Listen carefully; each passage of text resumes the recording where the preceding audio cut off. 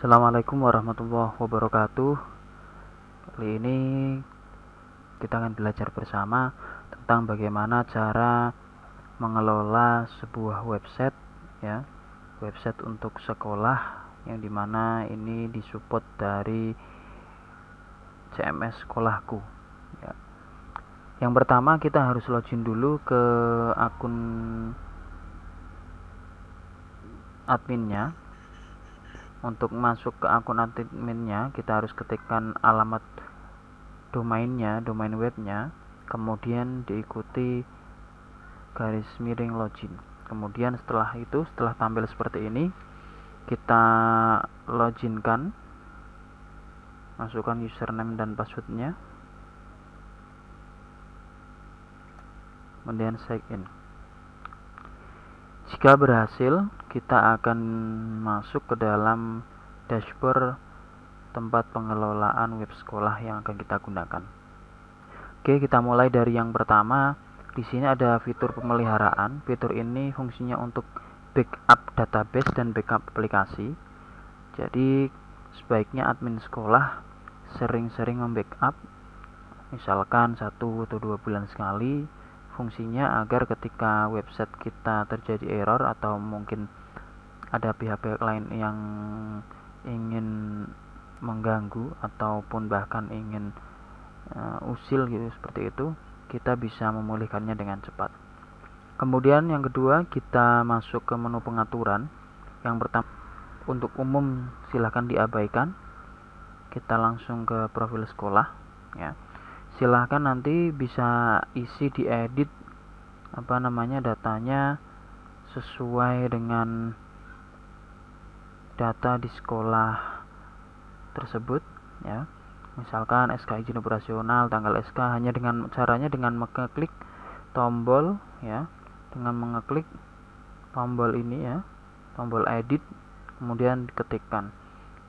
Di sini yang bisa kita edit ada SK izin operasional, tanggal SK, kota asal sekolah, email sekolah, fax, nama kepala sekolah, kemudian foto kepala sekolah dengan cara memiliki ikon gambar ini, ya. Kemudian untuk melihat hasilnya di sini. Kemudian logo sekolah, NPSN, status kepemilikan sekolah, alamat, sampai yang terakhir yaitu alamat websitenya sendiri. Slogan ini bisa kita ganti, misalnya kita masukkan dengan visinya. Oke. Itu untuk di bagian profil umum. Kemudian di bagian berikutnya yang perlu kita share adalah di bagian jejaring sosial. Di bagian jejaring sosial ini nanti silahkan bisa memasukkan link Facebook, punya sekolahan, Instagram, Twitter, dan sebagainya yang dibutuhkan saja bisa dimasukkan di situ. Kemudian berikutnya adalah ke menu tampilan. Di menu tampilan ini yang kita pilih adalah di bagian menu. Di bagian menu kita bisa menambahkan atau mengedit atau mengatur menu tampilan yang nantinya akan tampil di halaman utama di website sekolah yang kita buat. Nah, ini contohnya seperti ini, ya. Membuat tampilan seperti ini. Di sini ada perlu yang beberapa yang dipahami, ya. Jadi yang pertama, tampilan ini bisa kita geser dengan klik drag, ya, klik drag seperti ini. Kalau ini rata di depan seperti ini, berarti ini jadi menu utama. Kalau ini masuk ke sini, berarti ini jadi drop down-nya, seperti itu. Oke, nanti bisa dicoba-coba dipelajari dan bisa digeser-geser, pindah ke bawah seperti ini, ya, dan seterusnya. Kemudian untuk kelola menu, di bagian kelola menu ini kita bisa mengaktifkan dan menonaktifkan menu-menu yang tidak kita butuhkan. Caranya misalkan kita sudah membuat menu, menambah menu di struktur menu, kemudian ternyata menu itu tidak kita butuhkan, kita bisa menghapus atau menonaktifkannya saja. Contoh, misalkan menu kesiswaan, ya. Ini menu e-learning ini kita tidak jadi dimasukkan ke dalam web. Di sini ada menu edit, ya, ada menu edit, kemudian aktifnya kita ganti tidak, kemudian update. Kalau untuk menghapus berarti kita pilih yang icon tempat sampah, ya, klik nanti hilang. Untuk menambah menu antara lain ada yang jenisnya tautan. Jadi tautan ini ketika kita nanti klik menunya, maka menu itu akan mengalihkan kita ke halaman web tertentu atau ke halaman link yang diinginkan. Contohnya di sini kan ada e-learning ya. E-learning ini adalah sebuah tautan. Jadi kalau kita klik e-learning, maka kita akan membuka halaman e-learning milik madrasah tersebut seperti itu. Oke, caranya hanya cukup mengkopikan URL-nya di sini saja ya. Alamat URL-nya di sini saja. Misalkan tadi kan ada e-learning ya. Ya, tinggal alamat ininya dikopikan, di atas URL, kemudian link tag-nya itu apa, misalkan tadi e-learning, seperti itu dan seterusnya. Kalau sudah, simpan ya. Kemudian untuk berikutnya ada halaman. Pada bagian halaman ini kita bisa menambahkan sebuah menu-menu baru yang bentuknya halaman. Jadi bentuknya halaman itu seperti ini. Jadi di sini nanti ada kategori, ada halaman dan menu kategori tulisan. Kalau kita membuat menunya berubah halaman, jadi ketika kita klik, contohnya ini ya, profil, visi dan misi, kita klik, maka dia akan hanya tampil langsung ke halaman tersebut, langsung ke halaman visi misi.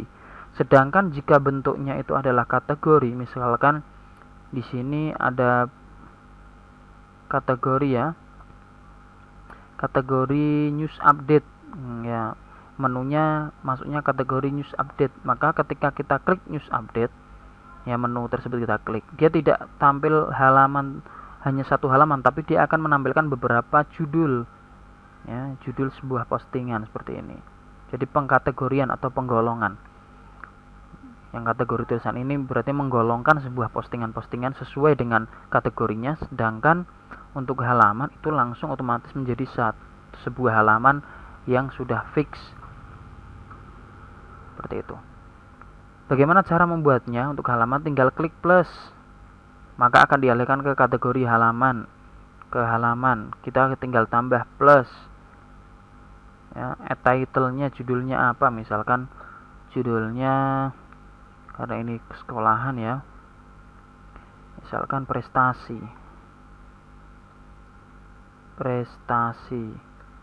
madrasah. Di sini kita tulis artikelnya bla bla bla bla bla bla bla, kemudian kasih foto dan sebagainya, kemudian simpan. Ya. Setelah tersimpan selesai, kita klik di halaman, maka di sini sudah nanti muncul prestasi madrasah. Bagaimana cara masukkan ke dalam menu? Cara masukkan ke dalam menunya adalah kita klik media, kemudian kita klik tampilan, kemudian kita klik menu. Kita pilih lagi yang halamannya tadi plus. Di sini nanti sudah muncul prestasi madrasah, kita klik kemudian simpan. Maka dia akan muncul di bagian atas. Nah, prestasi madrasah ini mau jadi menu utama atau jadi submenu? Kalau jadi submenu, kita geser misalkan ke bagian profil. Seperti ini. Kalau sudah, jangan lupa disimpan struktur menu. Oke. Seperti itu kurang lebih. Sama untuk kategori tulisan. Itu juga sama caranya, tinggal klik plus, maka dia akan dialihkan ke menu kategori tulisan. Kita buat di sini plus ya, nanti otomatis akan muncul di barisan menu yang ini ya, barisan menu di sini, nanti tinggal simpan. Sama perbedaannya cuma tadi, kalau halaman, kalau menunya berubah halaman berarti ketika diklik itu otomatis hanya akan tampil satu halaman yang sudah dibuat tadi. Contohnya karena visi misi itu adalah sebuah isian yang pasti, bukan berita, maka visi misi itu harus kita buat sebagai halaman. Karena ketika orang yang mengunjungi web kita klik visi misi, maka dia akan menampilkan data visi misi saja. Berbeda dengan misalkan news update, kegiatan OSIS, kepramukaan, itu kan banyak kegiatannya, banyak rincian kegiatannya, banyak jenis kegiatannya. Makanya kita buat masukkan ke dalam kategori tulisan. Jadi setiap ada postingan dengan kategori pengelompokan kepramukaan, kemudian news update, itu otomatis ketika orang klik menunya akan muncul daftar postingan-postingan tentang hal yang menu yang diklik tersebut. Oke, itu untuk tampilan, untuk menu. Kemudian berikutnya kita ke media. Media ini adalah menu di mana kita bisa masukkan file-file seperti file tentang materi pelajaran, file yang harus diunduh dan sebagainya. Nanti di mana siswa akan mengunduh media tersebut? Siswa akan mengunduh media tersebut di menu download di sini. Nah, ini nanti siswa bisa mengunduhnya di sini. Misalnya surat undangan untuk wali murid dan sebagainya. Kategori file itu bisa untuk mengelompokkan file-file apa jenisnya, misalkan membuat jenis materi, kemudian untuk materi, undangan, ataupun tutorial apa dan sebagainya. Kemudian album foto ini digunakan untuk memasukkan album foto, caranya plus, kemudian judul albumnya apa, judul albumnya ya, misalkan judul albumnya OSIS, keterangannya kegiatan OSIS, seperti itu, kemudian simpan. Untuk masukkan gambarnya di sini kita klik, kemudian kita pilih gambarnya seperti itu ya, pilih gambar. Kemudian ini adalah album foto.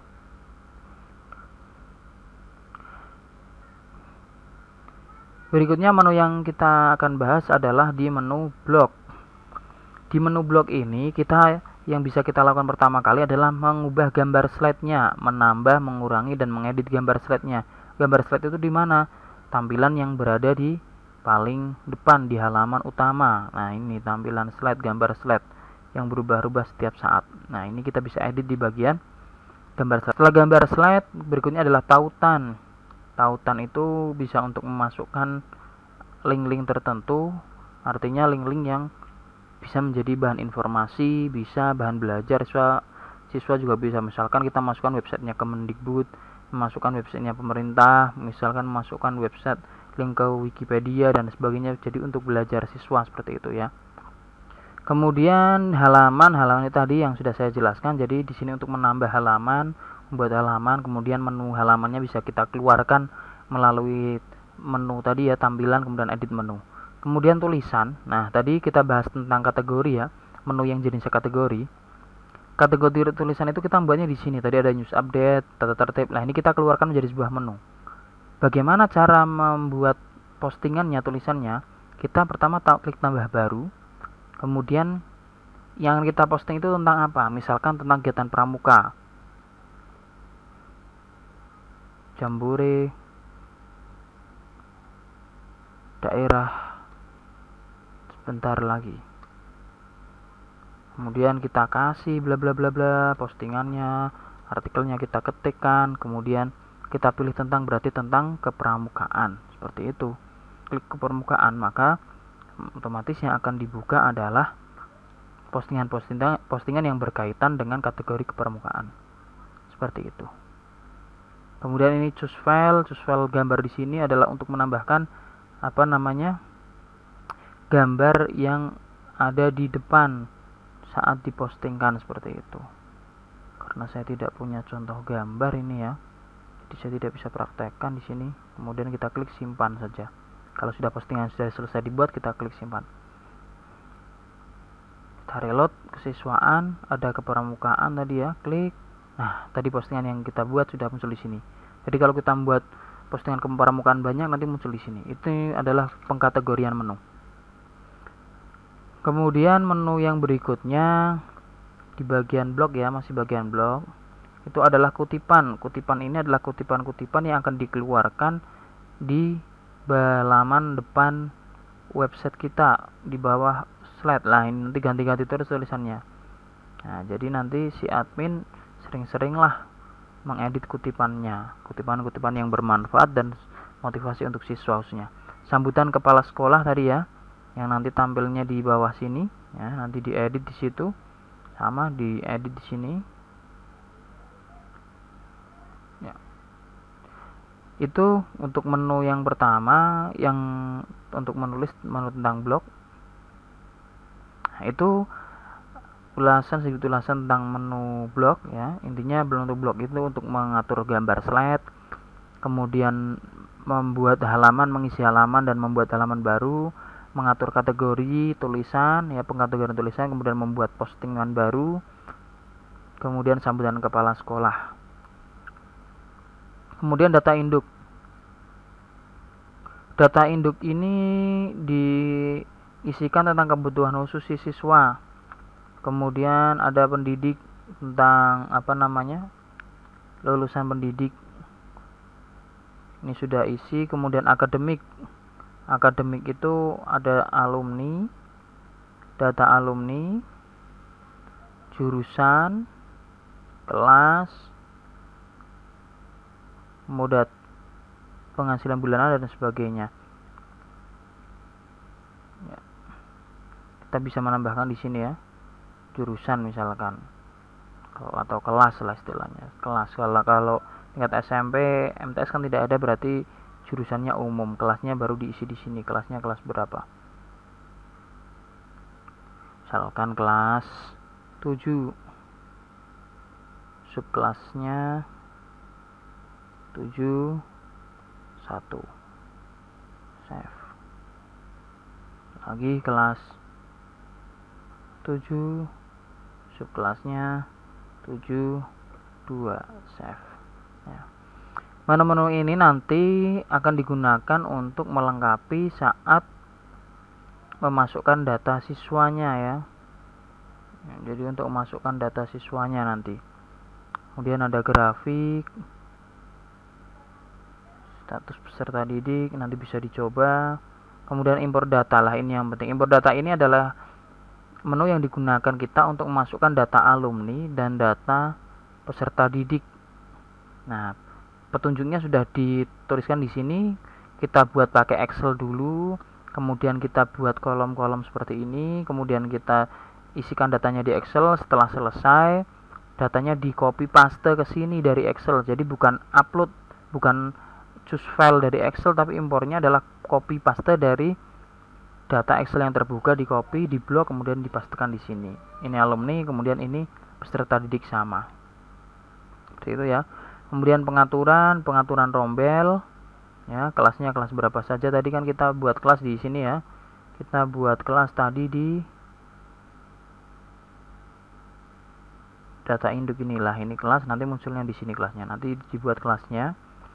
Kemudian ada rombelnya ya. Untuk menu GTK ini untuk masukkan data guru ya. Jadi untuk masukkan data guru, plus masukkan, isi datanya bla bla bla sampai selesai, kemudian simpan. Data induk, jenis GTK dan sebagainya sama seperti tadi, harus diisi dulu. Atau kita menggunakan impor GTK sama. Caranya seperti mengimpor data siswa. Oke, kemudian yang terakhir adalah menu pengguna. Menu pengguna ini digunakan untuk mengatur user, tiap-tiap usernya. Contoh, administrator. Administrator utama adalah si Anda sebagai adminnya, dengan user password yang Anda ketahui sendiri, dan yang dibuka adalah semua data ini ya, semua data ini, semua menu-menu ini bisa diedit oleh administrator utama. Sedangkan administrator ini, yang kedua ini adalah administrator bantu, yang bisa kita perbantukan untuk membantu mengelola web kita ini, web sekolah kita. Tetapi ya, nanti kita harus atur dulu di grup penggunanya, di data grup penggunanya. Mana ini grup pengguna? Nah, kita buat grup pengguna dulu. Misalkan admin bantu pertama, grup penggunanya. Kemudian grup pengguna yang kedua guru, tapi guru di sini guru khusus untuk bagian-bagian tertentu ya. Nah, karena nanti untuk guru ada akunnya sendiri, yaitu akun GTK. Ini khusus untuk guru tertentu. Kemudian apalagi lah misalkan yang dibutuhkan apa. Hak aksesnya kita bisa buat seperti ini. Admin bantu, dia bisa mengedit apa saja. Misalkan bisa mengedit menu pengguna ini, maka di sini modul penggunanya kita save. Selain modul mengatur pengguna, apalagi si admin bantu ini fungsinya untuk mengatur blog, untuk mengisi tampilan, untuk mengisi status di blog, maka blog kita klik kemudian kita save. Apalagi yang bisa dilakukan oleh admin bantu, misalkan dia bisa memasukkan data-data, upload data, berarti kita pilih modul media, save. Apalagi mau yang bisa dilakukan oleh admin si pembantu, mengatur GTK staf dosen atau guru ya. Klik save. Nah, kemudian yang berikutnya, karena ada dua grup ya, grup guru fungsinya untuk bisa ngedit apa ini guru, karena guru tidak boleh mengatur pengguna. Guru nantinya fungsinya dia bisa upload file berupa materi ataupun bisa upload berupa data tertentu, dan juga bisa posting. Makanya kita buat media, save, buat satu lagi, berarti grupnya guru, modulnya tadi apa, blog, kemudian save. Oke, itu ya. Tuh, kemudian baru kita bisa masuk ke administrator kita plus. Di sini nama penggunanya kita tuliskan, kata sandinya kita tuliskan, nama lengkapnya tuliskan, fungsinya dia sebagai apa, admin bantu atau guru. Nanti ketika si admin bantu ini login, maka menu yang tampil si admin bantu atau gurunya itu login, yang akun guru ini login dengan username dan password yang sudah Bapak Ibu admin buatkan, operator buatkan, dia hanya akan tampil menu-menu yang diizinkan di hak akses. Contohnya tadi grup guru itu hanya diizinkan untuk membuka blog dan membuka media, maka menu seperti data induk, akademik, GTK, PPDB dan lainnya tidak akan muncul di guru tersebut. Kemudian pengguna yang berikutnya di sini ada peserta didik. Jadi pengguna peserta didik ini bisa di-create langsung, bisa dibuat langsung, bisa ditemukan langsung saat si admin tadi mengupload data siswa. Sama dengan GTK, di sini itu akan muncul otomatis menunya, akan terbuat menunya ketika si admin mengupload atau mengimpor data GTK-nya, seperti itu ya.